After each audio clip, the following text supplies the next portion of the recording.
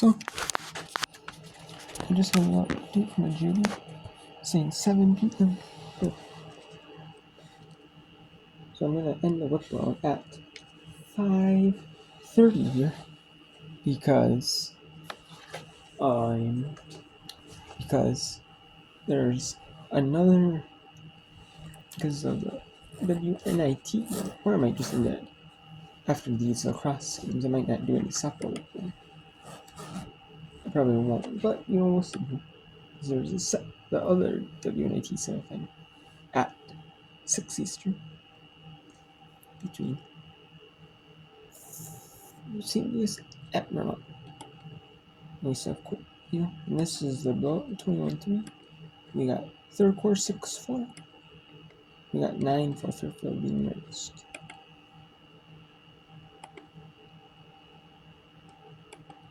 So let's stick it with Kinesis, Mountain Series and Kinesis until the end of the quarter.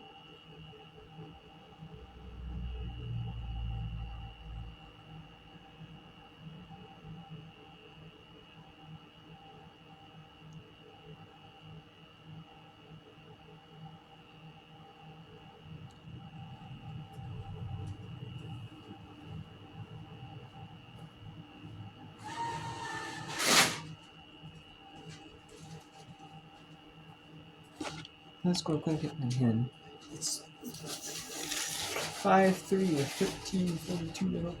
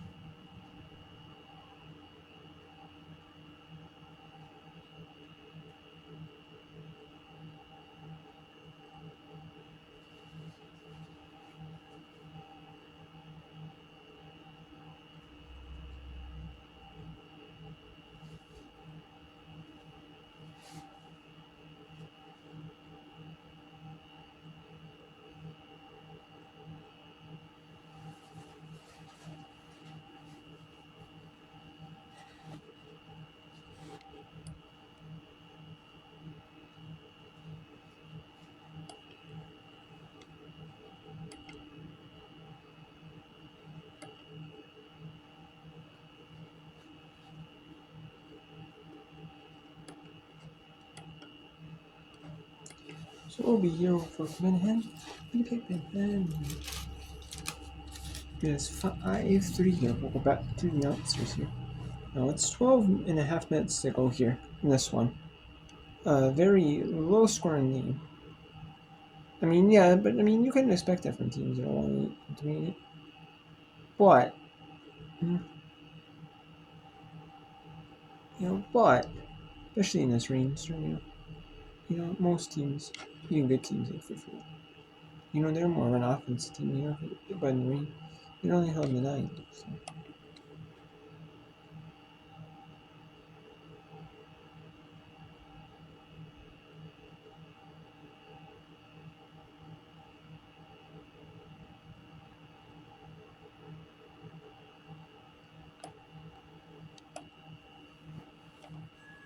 But even in the second half here, they've struggled to score mightily as well. So it's been that type of game thus far for both sides.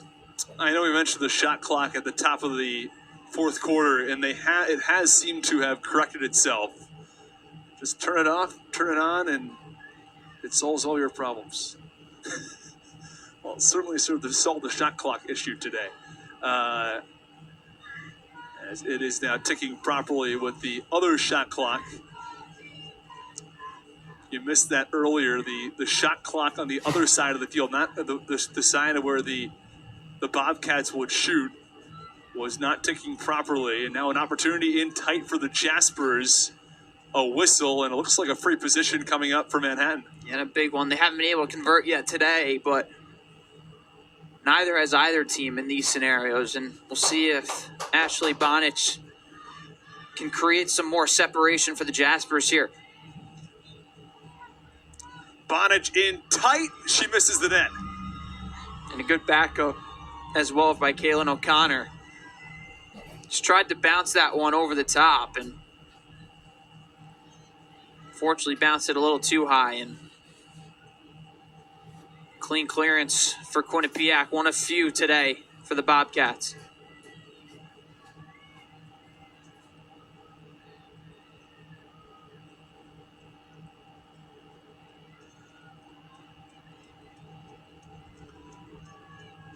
Nikoloff.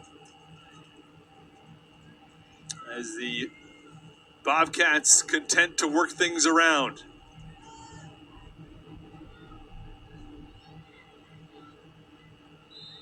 And Kendall Lee knocked down. The freshman was hit pretty hard and will earn herself a free position and in a good spot too. This is coming from more or less the middle. Let's see if they're going to move where she is. Now, she's going to be a little off to the left, but still, by and large, a good angle here to come in. She fires immediately, and it's stopped. Gambardella's biggest save of the afternoon.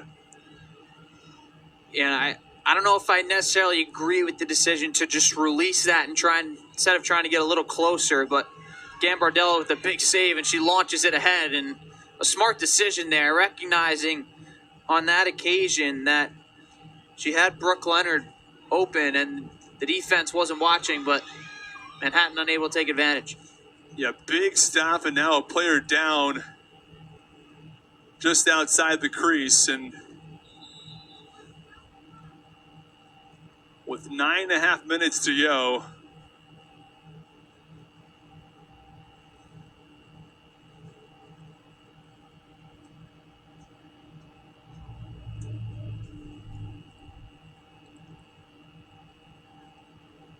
player remains down just outside the crease, and see if we can get a number on the player.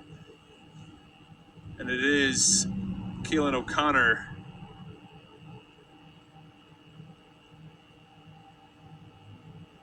And we'll have to see. We hope she's all right and see if she's going to exit this game, and she will. But it's always going to sting a little bit more in conditions like this.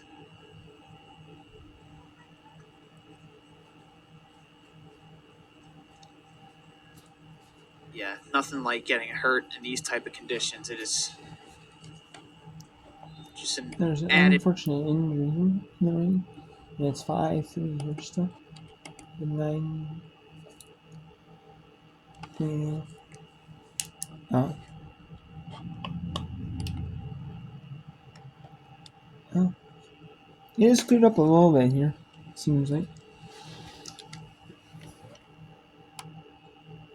I mean, actually, it seems like it might not be raining anymore. Maybe it is. Oh yeah, it is. Just camera's kind of hiding that a little bit. Oh yeah, it is raining. And then burns up woman advantage for kinesis. 11:45 to go. And we got Mercer 23-3. That would still be only F necessary. But we still got Fairfield Marist, and we got Mount St. Mary's Kinesis.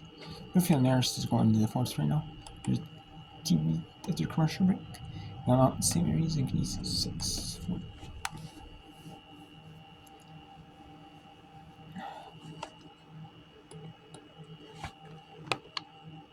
It really is crazy to think offensively you could take a shot and it ends up resulting in a penalty.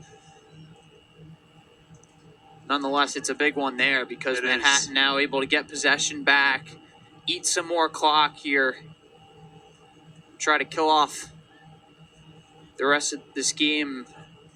And we talked about the lack of offense for Quinnipiac, and now it seems like that has plagued the Jaspers here in the second half. We've gone 22 minutes here in the second half without a goal for Manhattan, and they've got a possession now, got a player up. Let's see if they can get anything going here, but things are really have been moving slowly offensively. A free position, though, to come for the Jaspers. They haven't been able to convert on these yet. This free position, is they going to go off this free position and maybe, win? And there it is, 7:53 to go. 6-3, the Manhattan Jaspers have the lead. And this at 7:50 or no. That might be the game. Manhattan has struggled to score in the second half. 22 minutes, no goal, without a goal. 22 minutes in a row without a goal. The second half, basically, the whole second half had no goal. That was their first goal in the second half, so that might put this game away. 6-3. Manhattan might have the game. You'll see, that really puts things away here. We have the Mount, St. Mary's, and Canisius. Still 6-4, 9:40. In the start of the fourth, fifth of the match, this might go in a running clock situation. We will see here. And if Mercer just putting it on during 24-3, going to be a running clock. The rest of this game, and this game will be over. So we'll take that one off. And now we got 3 left, and when there's only 1 left, we'll just end it. We'll end the whip please. And we might, if I can go to a little tiny bit support, but I'm probably not. I'm probably just going to watch St. Louis at Vermont in women's basketball for the women's NIT the first time I played them. Or 2. For Easter. No, it really is. There's no question about it. And the flagpole moments ago shaking, these are some dangerous conditions. And I'm not quite sure anybody, I think that there was some thought that it would be, bad weather today and that it would be rainy and kind of gross out. But I'm not sure anybody expected this. And this has been bad. And I'll be honest, I'd be surprised if anyone's having fun out there. No one is. It's one of those days where the weather is just disgusting, and we have another Quinnipiac injury. But the word is, and this is what I get from online, that the heavier rain is going to be coming back in about 7 minutes. So wonderful. We have 7 minutes on the clock. So for whatever that's worth. And we've got a bit of a holdup. The rain is falling again. It had stopped for a little while, but the wind has only picked up.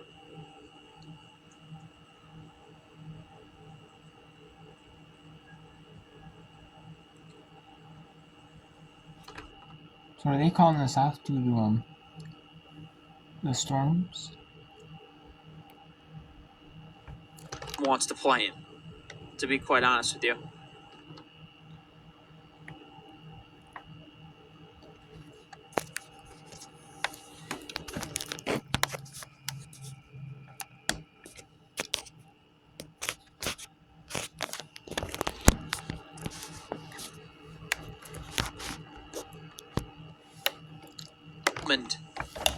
Talked about her being the initiator for this offense, but she didn't have the best of angles. They cut in front, and it's a goal for Quinnipiac. Their first tally in more than 20 minutes, and it comes at a critical juncture as they've cut the deficit to 2, as it's Abby Wise who scored in the opening minutes and now scores here in the fourth quarter. Great pass there. Just a little 2-man game between Wise as the cutter. Just comes from behind at X, and nice little slip pass for Wise, who was able to bury it. And it looked like Gambardella might have had a chance to stop it too, but Quinnipiac just not going away yet. Going to give them a lot of credit. And it's been kind of the story of their season. They've lost a lot of close games this year with that 1-8 record, and they're not going away easily this afternoon.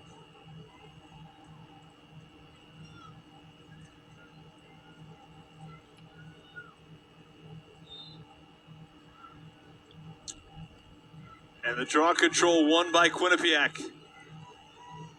Nicely done by Nikoloff.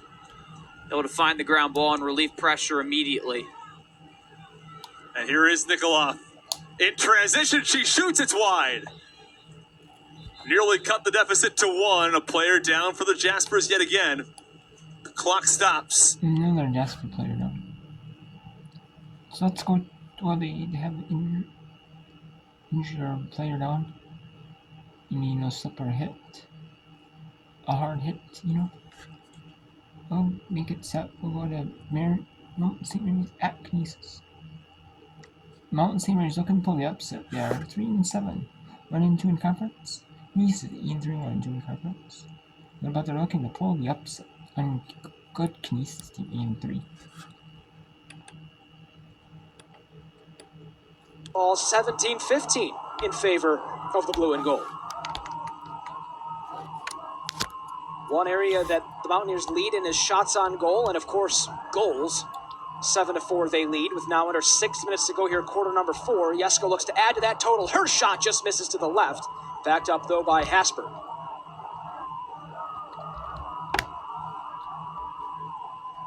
Cutting in is Furlong. She flips it towards the goal. It redirects off a stick. And while McQuay wasn't able to corral it, Megan Ellis will get the ball for Canisius, and they're going to probably work down the field here, knowing that with time beginning to wind down in the fourth quarter, a goal on this possession for the Griffs, it feels almost imperative at this point. Previty with some room, fakes a shot up high, cuts down low, takes one, save made by Watkins again. And so the freshman Previty, with a look at the goal, is bested by the Mountaineers goalie again. And Watkins, I should say, while she's looking for an outlet, finally finds one to continue her impressive day. Yeah, a great save in tight of Previti coming underneath that inside roll. Great tuck and finding your way to the net. But ultimately, Watkins cutting down that angle, stepping out to play that shot, and then eating up that opportunity right down in the feet. A great save from her, and that's a really great way to instill confidence into your defense and the rest of your team going into the end of this game. Both goaltenders with 10 saves apiece. We got timeout. 7-4. The 4-3-3 to go. And are they going to take the timeout? The rest of the way here if you're the Jaspers. Yes, they are. Manhattan Jaspers take a timeout. So let's see if the running clock can be enforced. 13-4 Fairfield leads. Oh, trying to carve out space. Pass. Shot. There's another goal for the Stags. Great backdoor. And not yet. It's 13-5 Marist with the lead. Where's that Fairfield goal? He said it was the Stags, but it's actually a Fairfield goal.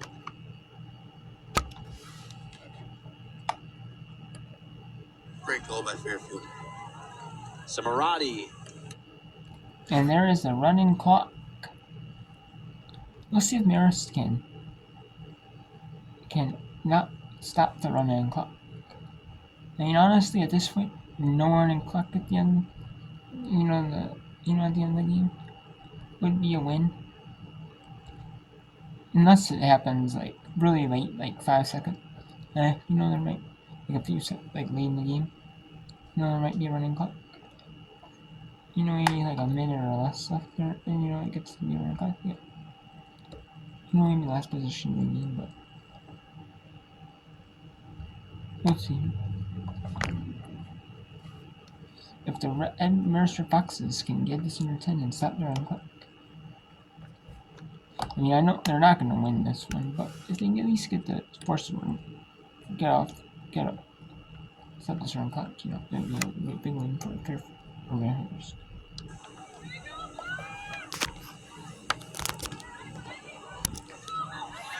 Pass broken up. Schrader, you just highlighted before. 8th appearance of the year for the senior from Princeton.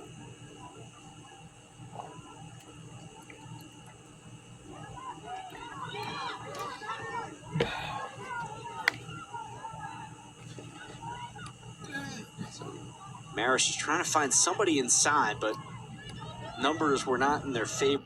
Okay, so let's go back to Quinnipiac and Manhattan. Manhattan up 6-4.